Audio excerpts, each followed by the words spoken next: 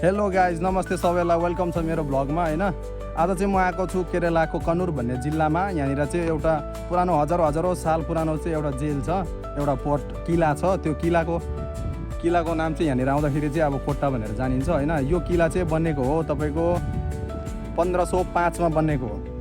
अन्त अर्को कुरा चाहिँ के हो भन्दाखेरि अङ्ग्रेजहरूले चाहिँ यहाँनिर चाहिँ 1790 मा चाहिँ अब कब्जा गरे रहेछ हैन।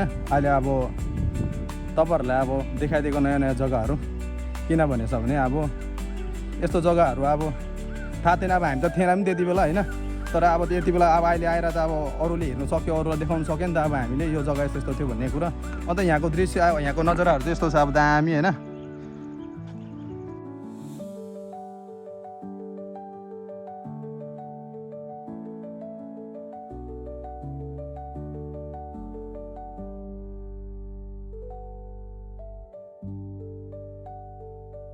यो चाहिँ कसले बनाएको, यो किला चाहिँ कसले बनाएको भन्दाखेरि चाहिँ यो चाहिँ फ्रान्सिस्को दे एल्मोडियाले बनाएको हो।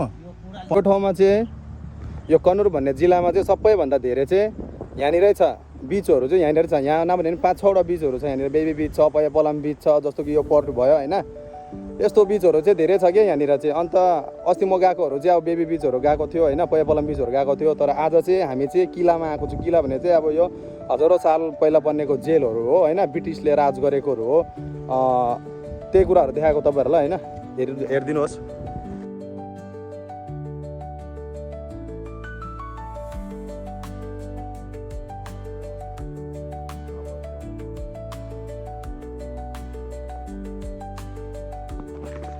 ल हामी चाहिँ यहाँनिर मजाले घुम्दैछु हैन। तपाईहरु पनि अब केरला आएछ भने हामी चाहिँ यहाँनिर आउनु होला, कन्नुरमा आउनु होला। कन्नुरमा चाहिँ दामी दामी जग्गा छ घुम्ने हैन। अन्त अब हामी घुम्दै घुम्दै जाँदैछु, फर्किँदैछु गेटपट्टि। तपाईहरुलाई यहाँको दामी नजाराहरू देखाउने छु हैन। मसँग दाजु छ। अन्त यहाँनिर भित्र चाहिँ यस्तो छ कि यहाँनिर चाहिँ अब पहिला के थियो थिएन हैन, जेलहरू रहेछ त्यहाँनिर। हेर्नु सक्छ तपाईहरुले। अन्त यो यत्रो दिवारहरू बनेको चाहिँ किन थाहा छ? यहाँको यो भित्रको नागरिकहरूलाई चाहिँ सेनाहरूलाई चाहिँ पहिला बचाउनुको लागि गरेको हो। यहाँनिर जेल छ, यहाँनिर यो कालकोटी हो। यहाँनिर चाहिँ काल भएर मात्रै निस्किन्छ एकदम। यहाँनिर चाहिँ मरण गरेर मात्रै निस्किन्छ, त्यही लागि चाहिँ यसको नाम चाहिँ कालकोटी हो। यत्रो ठुल्ठुलो दिवारहरू छ।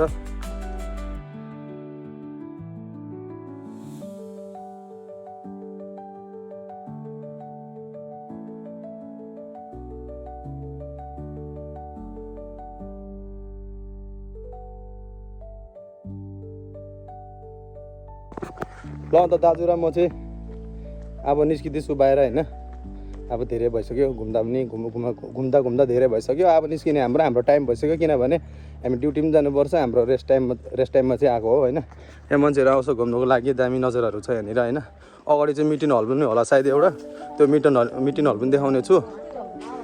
अनि फेरि अब मान्छेहरूले हेऱ्यो भन्दा नि हैन, अब लजाउने सजाउने केही पनि हैन। किनभने अब कुनै राम्रो काम गर्दैछ भने चाहिँ त्यसमा लजाउनु हुँदैन। मैले त्यो कुरा पहिला पनि भनिसकेको हो तपाईहरुलाई। अन्त मेरो एक्सपिरियन्स पनि छैन त्यस्तो, तर अब म ट्राई त बेस्ट हुन्छ नि। म आफ्नो चाहिँ बेस्ट ट्राई दिइरहेको छु, बेस्ट दिइरहेको छु। अन्त यहाँनिर चाहिँ अब के छ भन्दाखेरि चाहिँ पक्नुहोस्, यहाँ अगाडि गएर देखाउँछु तपाईहरुलाई हैन।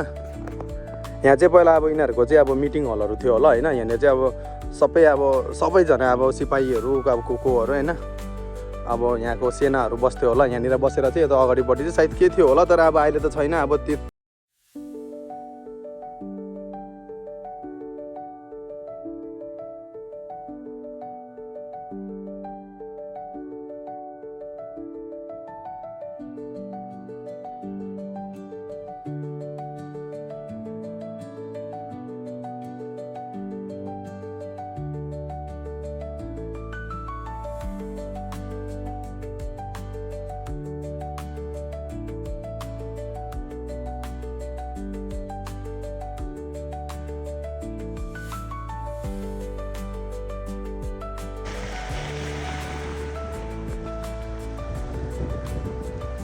यहाँनिर छु फेरि पसिना गरमले हैन।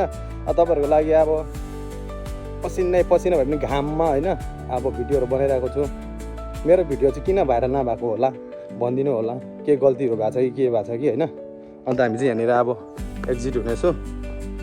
यहाँको दैलोहरू चाहिँ अब यस्तो छ, काँडा परेको दैलोहरू छ हैन।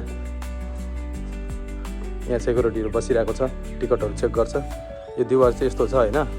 अब यो किल्लाको नाम चाहिँ हो फोर्ट सेन्ट एन्जल रहेछ हो। त्यहाँनिर तोपहरू यसरी राखेको छ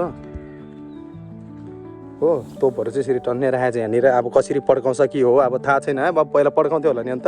यत्रो चाहिँ अब कत्रो चाहिँ जान्थ्यो होला गोली यहाँबाट अब होइन दाजु, हो कि लु भन्नु त। त्यसले चाहिँ उडाउँदाखेरि चाहिँ कस्तो उड्थ्यो होला त अब भन्नुहोस् त तपाईँ। मलाई पनि थाहा छैन। अन्त हामीलाई त केही पनि थाहा छैन। तर अब हामी होइन आइदियो यति बेला भिडियो बनाइदियो, तपाईँहरूले भन्नु होला अब कस्तो छ के भइरहेछ यो भिडियोमा।